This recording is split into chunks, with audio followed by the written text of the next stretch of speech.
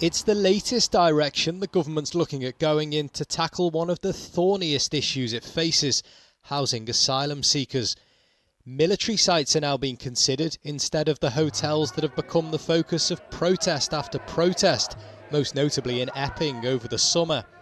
As we move into autumn, the Prime Minister says he wants to bring forward plans to close all asylum hotels by the end of this Parliament.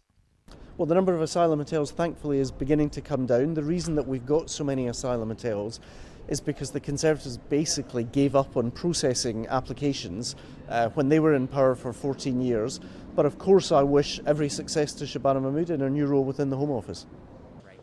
Underlining the scale of the challenge the new Home Secretary faces, it's estimated 1,000 people arrived in the UK by small boat yesterday, the highest daily total since May. Previous governments have tried using military sites to bring numbers down, and that didn't come without protests either.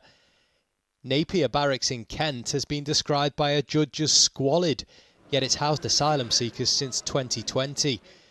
We spoke to a former asylum seeker called Irfan, who's now settled and working in the UK, but stayed at the barracks after escaping persecution in his home country. It was very cramped.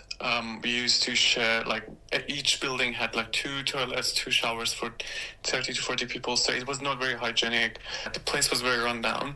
It's 3 to 4 years ago, but it's very still fresh in my mind. How do you feel about the government looking at using military sites to house asylum seekers?